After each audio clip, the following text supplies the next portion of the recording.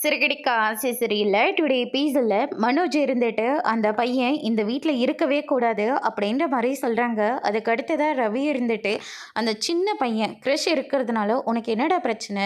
உனக்கு நடக்கிறது எதுவுமே தெரிய மாட்டேன்து. அந்த பையன் வீட்டுக்கு வந்ததுக்கு அப்புறமா தான் அம்மாவுக்கும், அப்பாவுக்கும் சண்டையே பெருசா வந்தது. அம்மாவ ஜெயிலுக்கு அனுப்புற வரைக்கும் அப்பா யோசிக்க ஆரம்பிச்சுட்டாங்க அப்படின்ற மாரி சொல்லிடுறாங்க. ஏன் அப்பாவுக்கும், அம்மாவுக்கும் இந்த வீட்ல பிரச்சனையே வந்தது இல்லையா? உன்னால எத்தனை தடவை இந்த வீட்ல பிரச்சனை வந்திருக்கு. அப்பாலாம் நீ நெகட்டிவா அப்படின்னு சொல்லிட்டு நம்ம முத்து வந்து சொல்லிக்கிட்டு இருக்காங்க. அது வேற இது வேற. உங்களுக்கு நான் என்ன சொல்ல வரேனே சுத்தமாக புரிய மாட்டேது. அனாத ஆசிரமம் எத்தனையோ இருக்குது. அங்கெல்லாம் கொண்டு போய் விட்டால் இந்த பையனோட எதிர்காலம் கூட நல்லா இருக்கலாம். அதனால தான் நான் இப்போந்தே சொல்லிக்கிட்டு இருக்கேன். அந்த பையனோட ஃப்யூச்சர் நல்லா இருக்கணும்னா அங்கே கொண்டு போய் விடுறது மட்டும்தான் எல்லாருக்கும் சரியாக இருக்கும். அது மட்டும் இல்லை, இப்போ அந்த பையன் சின்ன பையன் நம்மள மாதிரி வளர்ந்து வந்துட்டானா சொத்துல பங்கு கேட்பான். நாளாக பிரித்து போட சொல்லுவான். இதெல்லாம் நமக்கு தேவையா? ஓ, உனக்கு சொத்து பணம் இது மட்டும்தான் உனக்கு பெருசாக தெரியுது இல்லை, அந்த சின்ன பையனோட மனசு என்னன்னு உனக்கு தெரியவே இல்லைல்ல அப்படின்ற மாதிரி சொல்லிடுறாங்க. டே ரவி, நான் என்ன சொல்கிறேன்னு உனக்கு புரிய மாட்டேது. உனக்கும் சேர்த்து தான் நான் இங்கே பேசிக்கிட்டு இருக்கேன். அப்பா சாமி, நீ எனக்கும் சேர்த்தால இந்த வீட்டில் நீ பேசவே வேண்டாம். ஏன் எனக்கு வர பங்கை கூட நீயே கூட வச்சுக்கோ. எனக்கு அதில் துளி கூட விருப்பமே கிடையாது அப்படின்னு சொல்லிட்டு ரவியும் முத்தும் வந்து சொல்லிடுறாங்க. அதுக்கு அடுத்து தான் வந்து பார்த்திங்கன்னா, இவன் ஏன்டா இப்படியெல்லாம் பேசிக்கிட்டு இருக்கான்? இவன் அம்மாவோட கேரக்டர் இல்லை, அப்படியே அம்மா மாதிரி தான் யோசிப்பான். வேறு எப்படி யோசிக்க போகிறான் அப்படின்னு சொல்லிட்டு நம்ம முத்து வந்து சொல்லிடுறாங்க. அதுக்கு அடுத்து தான் வந்து பார்த்திங்கன்னா, நம்ம மீனா இருந்துட்டு எல்லாரும் தூங்குனதுக்கு அப்புறமா நம்ம கிரிஷை எழுப்பி நீ நேராக அங்கே போய் படுத்துக்கோ அப்படின்ற மாதிரி சொல்லிடுறாங்க. அதுக்கு அடுத்ததாக வந்து பார்த்திங்கன்னா, நம்ம கிறிஷும் இருந்துட்டு அங்கே போகிறதுக்குள்ளேயே விஜயா வெளியில் வந்துடுறாங்க. விஜயாவை பார்த்த உடனே போய் சேரில் உட்காந்துக்கிட்டு சேரை ஆட்டிக்கிட்டு அப்படியே தூங்கிட்டு இருக்காரு. அதுக்கடுத்து விஜயா தண்ணி எடுக்க போனவங்க பயந்துக்கிட்டு தண்ணியே எடுக்காமல் அவங்க பாட்டு கிளம்பி போயிடுறாங்க. இந்த குட்டிச்சாத்தானு எதுக்கு தான் இப்படியெல்லாம் பண்ணிகிட்ருக்கானோ தெரியலையே அப்படின்னு சொல்லிட்டு ரொம்பவே கோவத்தில் இருக்காங்க. அதுக்கு அடுத்த நாள் வந்து பொழுது விடிஞ்சதுக்கு அப்புறமா வந்து பார்த்திங்கன்னா, மனோஜ் வந்து எந்திரிக்கிறாரு. பார்த்தா கிறிஷ் வந்து காலை மேலே போட்டுக்கிட்டே படுத்துட்ருக்கான். அதை பார்த்த உடனே மனோஜ் இருந்துட்டு அம்மா அம்மானு சத்தம் போட்டுக்கிட்டு போகிறாங்க. என்னடா ஆச்சு அப்படின்னு சொல்லிட்டு கேட்கவும், அந்த பையன் என் பக்கத்தில் வந்து படுத்துட்ருக்காம்மா, எப்போ வந்து படுத்தானே தெரியல அப்படின்ற மாதிரி சொல்லிடுறாங்க. அதுக்கு அடுத்ததான் வந்து பார்த்திங்கன்னா, என்னம்மா ரோகிணி இதெல்லாம் அப்படின்னு சொல்லிட்டு கேட்கவும், எனக்கும் தெரியல ஆண்டி, அந்த பையன் எத்தனை மணிக்கு எழுந்திரிச்சு வந்து படுத்தான்னு சொல்லிட்டு எனக்கும் தெரியல அப்படின்னு சொல்லிட்டு நம்ம ரோகிணி வந்து ஒரு பக்கம் சொல்லிக்கிட்டு இருக்காங்க. அதுக்கு அடுத்து தான் வந்து மீனா வராங்க. மீனாவை பார்த்துன்னு விச்சியா இருந்துட்டு, இதெல்லாம் என்ன உன்னோட ஏற்பாடு தானே? நீ தான் அவனை அங்கே கொண்டு போய் படுக்க வச்சியோ? அவன் எத்தனை மணிக்கு போனான்னு எனக்கே தெரியல. சரி, அசதியாக தூங்கிட்டு இருந்தான், தூங்கட்டுன்னு சொல்லிட்டு நானும் அமைதியை விட்டுட்டேன் அப்படின்னு சொல்லிட்டு மீனா ஒரு பக்கம் சொல்லிடுறாங்க. அதுக்கு அடுத்ததான் முத்து இருந்துட்டு வர்றாரு. என்னாச்சு மீனா, என்னவா இவங்களுக்கெல்லாம் அப்படின்னு சொல்லிட்டு கேட்கவும், கிரஷ் வந்து அந்த ரூமில் போய் படுத்துக்கிட்டானா, அதுக்காக இவங்க எல்லாரும் சத்தம் போட்டுட்ருக்காங்க அப்படின்ற மாதிரி மீனா வந்து சொல்லிடுறாங்க. படுத்துட்டு தானே இருந்தான், அதுக்கப்புறம் என்ன அவன் என்ன உன் கழுத்தை நினச்சி கொன்னுட்டான், அப்படி வேற செய்வானா இவன் அப்படின்ற மாதிரி சொல்லிடுறாங்க. இங்கே பாருங்கம்மா, அவன் சின்ன பையன், எங்கே தூங்கணும் எங்கே தூங்கக்கூடாதுன்னு அவனுக்கு தெரியாது. அவன் அப்பா அம்மாவோட பாசத்துக்காக ஏங்கிட்டு இருக்கான். வெளியே ஒரு வேளை அவனுக்கு பிடிக்காம இருக்கலாம், அதனால தான் உள்ளே போய் இவங்களோட படுத்துக்கிட்டான். இது பெரிய விஷயம் நினச்சிக்கிட்டு இதை போய் பேசிக்கிட்டு இருக்கீங்க அப்படின்ற மாதிரி சொல்லிடுறாங்க. அதுக்கு அடுத்ததாக வந்து பார்த்திங்கன்னா, நம்ம அண்ணாமலை வரேங்க.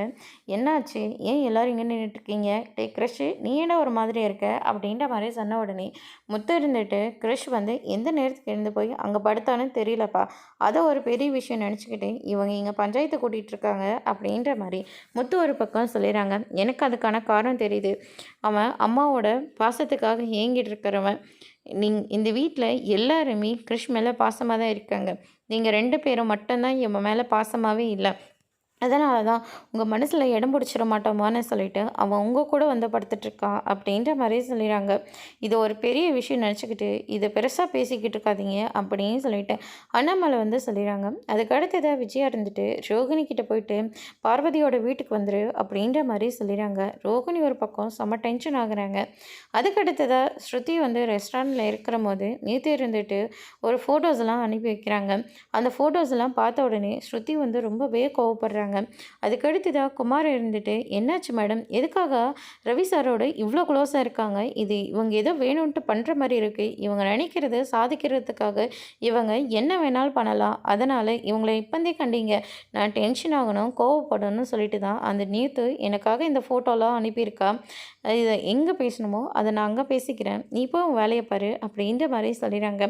அதுக்கு அடுத்ததாக ரவிக்கு ஃபோன் பண்ணி, என்ன ஃபோட்டோஸ் இதெல்லாம் மீடியாக்காரங்களாம், இந்த ஃபோட்டோஸ் எல்லாம் மீடியாவில் தான் கொடுத்துருக்கீங்களா, நீங்கள் என்ன வேணால் பண்ணிட்டு போங்க, அதை பற்றி எனக்கு கவலையே கிடையாது, ஆனால் இதால் நம்ம பர்சனல் லைஃப்பில் எந்த பிரச்சனையும் வராமல் பார்த்துக்கோ, நான் பொறுமையாக இருக்கிற வரையும் தான் நீ நல்லா இருக்க முடியும், என் பொறுமையை எழுந்துட்டு நான் வேறு முடிவு அதை எடுத்துட்டா கண்டிப்பாக உன் வாழ்க்கை ஸ்பாயில் ஆகிடும் அப்படின்ற மாதிரி நம்ம ஸ்ருதி வந்து சொல்லிடுறாங்க. இதை கேட்டோன்னே ரவி இருந்துட்டு நேராக நீத்துக்கிட்ட போயிட்டு, எதுக்காக அந்த ஃபோட்டோஸ் எல்லாம் ஸ்ருதிக்கு அனுப்புனீங்க, இங்கே பாருங்கள், ஒர்க்கில் மட்டும் இருங்க, தேவையில்லாமல் பர்சனல் வாழ்க்கைக்கெலாம் உள்ளே வராதீங்க நீங்கள் அப்படின்னு சொல்லிட்டு ரவி இருந்துட்டு நீத்துக்கிட்ட சண்டை போடுறாங்க. பரவாயில்ல, நான் நினச்சதை விட பல மடங்கு ரியாக்ஷன் வந்தாச்சு, இனிமேல் தான் இந்த நீத்துவோட ஆட்டமே இருக்குது அப்படின்னு சொல்லிட்டு ஒரு பக்கம் நீத்து வந்து சொல்லிக்கிட்டு இருக்காங்க. அதுக்கு அடுத்து தான் வந்து பார்த்திங்கன்னா நம்ம விஜயா இருந்துட்டு பார்வதியோட வீட்டில் இருக்காங்க. அங்கே வந்து பார்வதி இருந்துட்டு ஷூட் பண்ணிகிட்ருக்காங்க, கதை சொல்லிக்கிட்டு இருக்காங்க. அதை கேட்டோன்னே பார்வதி ஒரு பக்கம் ரொம்பவே கோவப்படுறாங்க.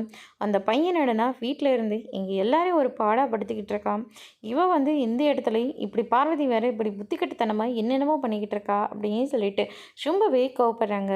அதுக்கு அடுத்து தான் வந்து பார்த்திங்கன்னா சிந்தாமணி இருந்துட்டு, இன்னும் அந்த பையனோட பிரச்சனை முடியவே இல்லையா, எங்கே முடிகிற பாடே இல்லை போல இருக்கே, அந்த பையன் என்னடனா என் மனோஜோட ரூமில் போய் படுத்துட்ருக்கான், இவங்களுக்கும் என்ன ஏதுன்னு தெரியல அப்படின்ற மாதிரி சொல்லிடுறாங்க. ஓ, அந்த அளவுக்கு ஆயிடுச்சா, எல்லாம் அந்த பூ கட்டுற கொடுக்குற இடம் தான் அப்படின்ற மாதிரி சொல்லிடுறாங்க. அந்த பையனை இந்த வாட்டி நாங்கள் கண்டிப்பாக கடத்தி கொண்டு போய் அனாத ஆசிரமத்தில் விட்டுறோம் அப்படின்ற மாதிரி சொல்லிடுறாங்க. அப்பா சாமி, நீ பண்ண வரைக்கும் போதும், அந்த கடத்துகிற வேலையே வேண்டாம், அவனை ஆசிரமத்தில் சேர்த்துற வேலையும் வேண்டாம், அதனால் ஏற்கனவே என் புருஷன் என்னை கூட்டிகிட்டு போய் போலீஸ் ஸ்டேஷனில் விடுறதா சொன்னார், எப்படியோ ஒரு வேலையாக அவங்கக்கிட்ட நான் கேட்டதுனால தான் அமைதியாக இருக்கார், தேவையில்லாமல் இப்போ மறுபடியும் அந்த பையனுக்கு ஏதாவது ஒன்று ஆச்சுன்னா கண்டிப்பாக குடும்பத்தோடு என்னை கொண்டு போய் போலீஸ் ஸ்டேஷனில் விட்டுட்டு வந்துடுவாங்க அப்படின்ற மாதிரி சொல்லிடுறாங்க. இந்த வாட்டி பக்காவாக பிளான் போட்டுடுறேன் அப்படின்ற மாதிரி சொன்ன உடனே, அதெல்லாம் ஒன்றும் தேவையில்லை, நாங்களே பார்த்துக்குறோம் அப்படின்ற மாதிரி விஜயை வந்து சொல்லிக்கிட்டு இருக்காங்க. ரோகிணி ஒரு பக்கம் இந்த சிந்தாமணி ஏதாச்சும் ஒன்று பண்ணணும்னு சொல்லிட்டு அவங்களும் ஒரு பக்கம் பிளான் போட்டுட்ருக்காங்க.